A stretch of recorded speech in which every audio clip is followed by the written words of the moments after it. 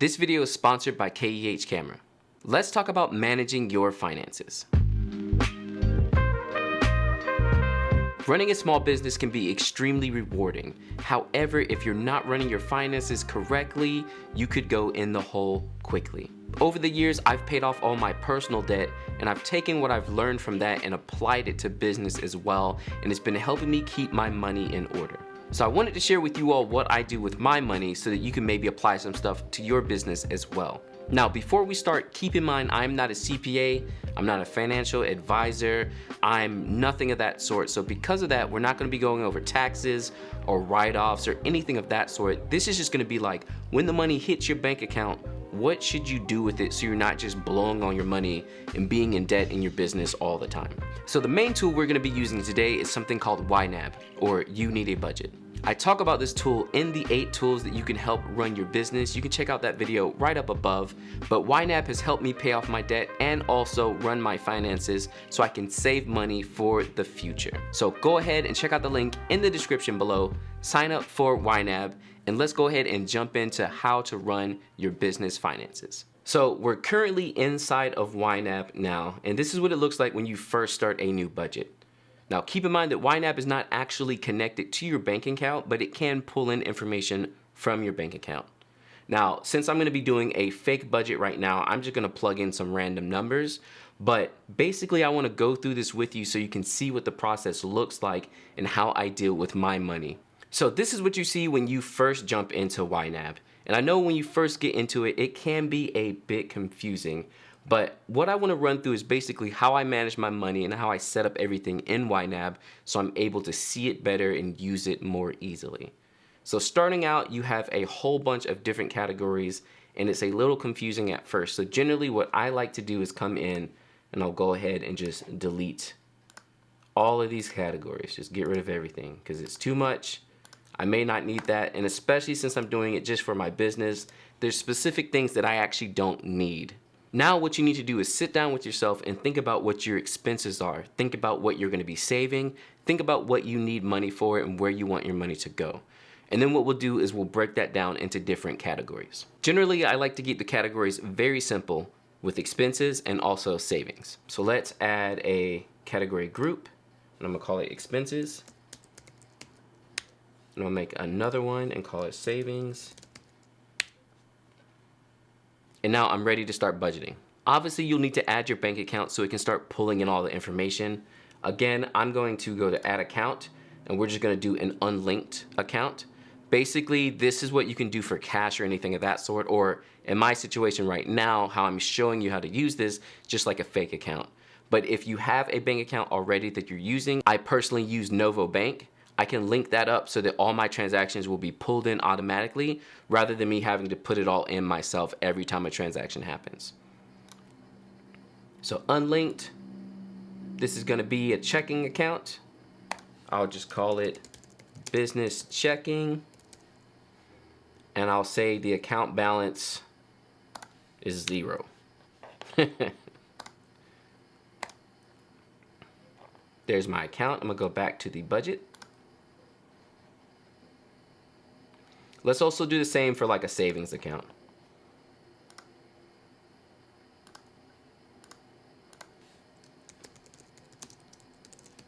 And the account balance is 0.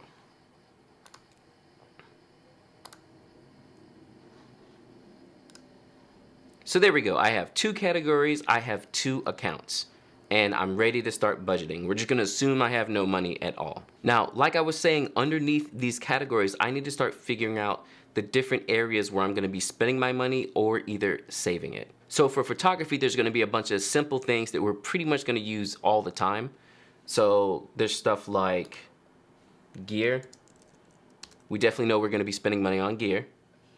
I like to do travel.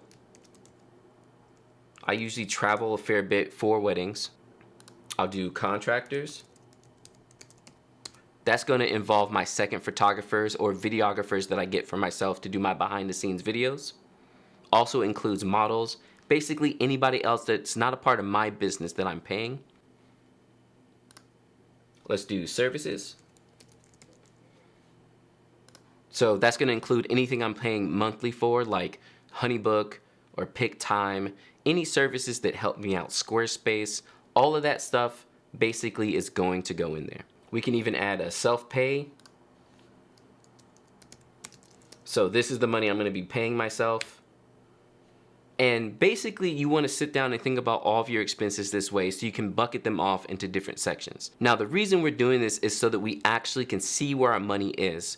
This helps me a huge amount because instead of just having like my bank account and seeing like $1,000, I can break it down to being like, well, you don't actually have $1,000 for gear, you only have 50 bucks. So you need to wait and save your money up until you're ready to move on and actually purchase something. It helps a huge amount. So let's also do the same thing for a savings account. So you can do, I don't know, like retirement. Oh, if I could spell. I also like to put in taxes. You should always be saving up for your taxes. Don't ever not have enough money for taxes, really. Like, you don't want to do that.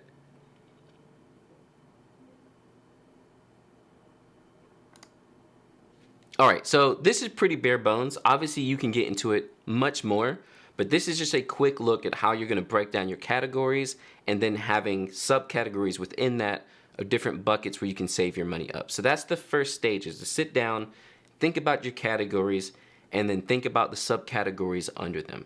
Now that we've sat down and got everything all set up inside of YNAB, we can start looking at how to actually manage the money as it comes in.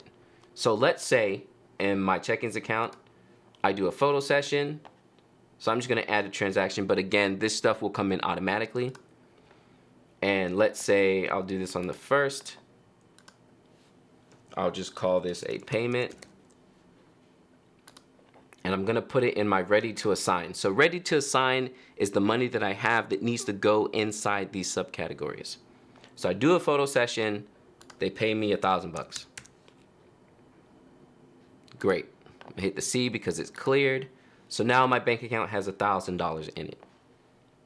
Under budget now, we can see in ready to assign, I have $1,000, and now I need to divvy out that money to where it needs to go. So this is where I start actually breaking down the money into sections. I pretty much pick different percentages that I want to have to break my money up into to save into different areas. Now, these percentages can be anything you want them to be, but this is a great way to always make sure you have enough money and you're setting aside enough money. So to start off the top, you should take off either some type of saving, or I personally tithe. All that should come right off the top. So that's going to be 10% straight off the top. So in this scenario, we're going to just be saving it. So that's $100. Let's go ahead and throw that into our retirement. So I click here to assigned, throw in my $100, boom, and there it is. So now I know I have $100 saved in my retirement. Immediately after that 10% off the top, you want to go ahead and take out your taxes. So generally, I like to take off 30% for that. So let's go ahead. I am the worst at math. Let's take off 30% of 900. And we're going to throw that into taxes.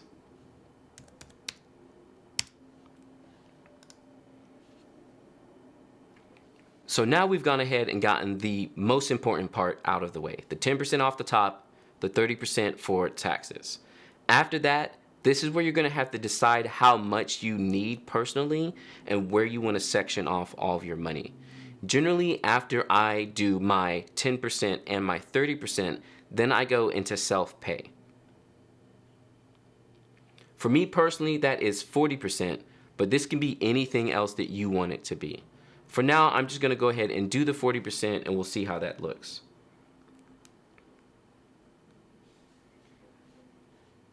So I'll put that here. And there's my self-pay. So we've done 10%, 30% for taxes, 40% for paying myself, and now we need to set aside money for the rest of our expenses. The services, the contractors, the travel, the gear. So I'd say out of all of these things, the next thing you're probably going to use the most money on is going to be services. So let me go ahead and divvy out, let's say 20% for that.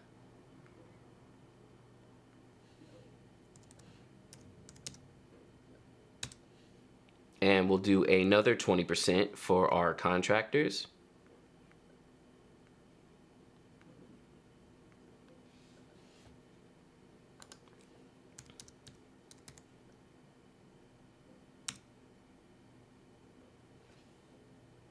Let's do another 20% for gear.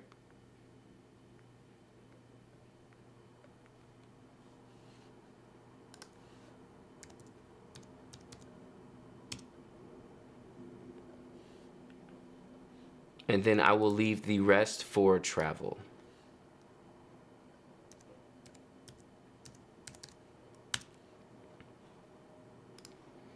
So again, like I was talking about, now instead of just saying, yay, I have $1,000, I have divvied everything out now, so I can say, okay, I have $270 saved for taxes, I have $252 for me, I have some money set aside for gear so I can save that up over time so that when I'm ready to get gear, I can get it. All this stuff is laid out for me so that I can actually have my money working for me rather than me just spending too much in multiple areas. So let's go ahead and walk through that a little bit again, just so you can see everything. So let's say I do another photo session, or I book a wedding client. Let's say this time I make $3,500.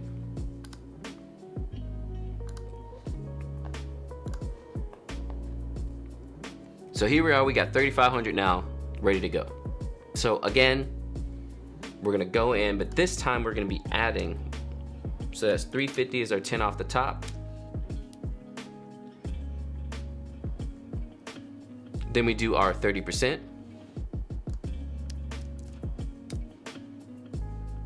Then we'll do our 40% for ourselves.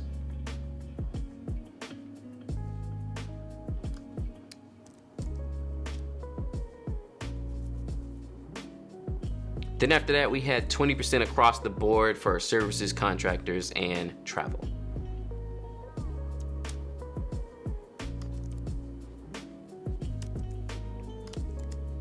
Great, all of our money's accounted for, everything is divvied out, and now let's talk about if I can adjust a little bit if I needed to.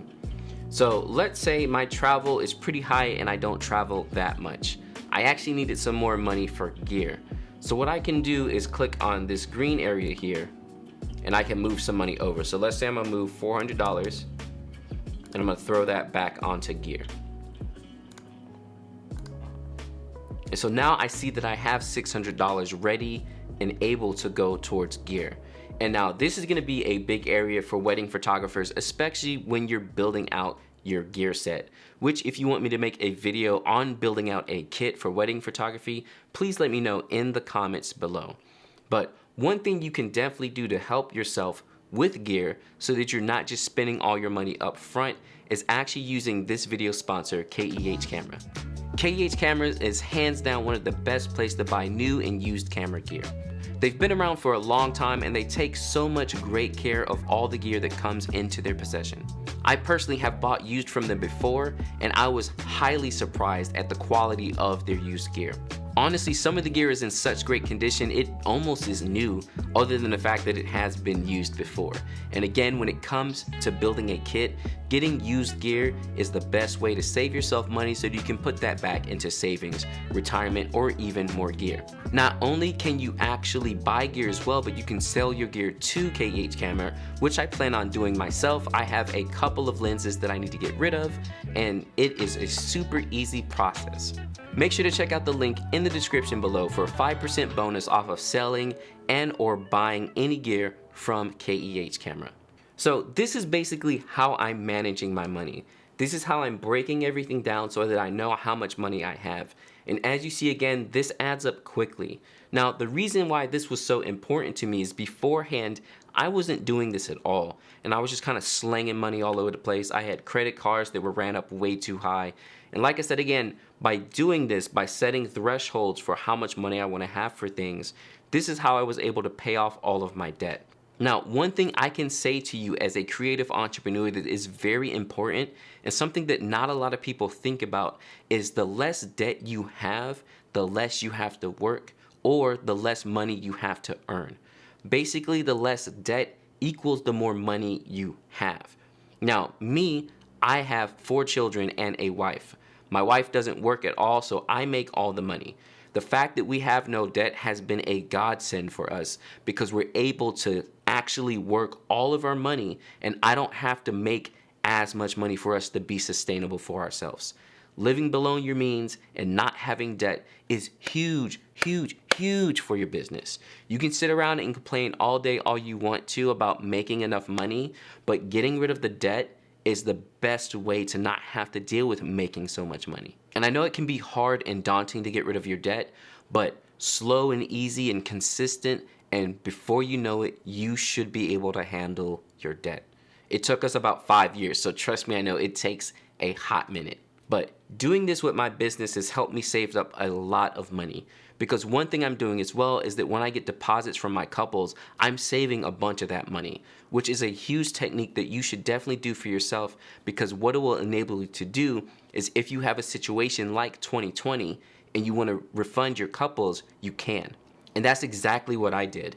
I think I had maybe 4 or 5 different couples have to cancel because of 2020, and I was able to fully refund them back, to treat them like people and refund their money rather than just hold on to the booking fee because it's in the contract and that's what I have to do. No offense to anybody, we all run our businesses differently, but that was huge to me to be able to provide that for my couples. Actually, not to get too morbid, but a sad story that I had from 2020 was I had a couple who was going to be getting married, but the groom had cancer, and I was able to fully refund them, and I think a little bit after he actually passed.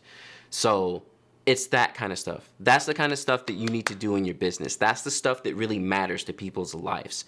The fact that I wasn't like a stickler and super business and, oh, well, the contract says the deposit's non-refundable. You know, be a human first sometimes. Don't just sit there and care about the money that hard. Because if I would have not refunded them, had to fight over it, and then he passed, I would have felt absolutely horrible. You know, like that's just the worst. So just a little rant from me that it's important to get yourself out of debt so that you can provide for others around you.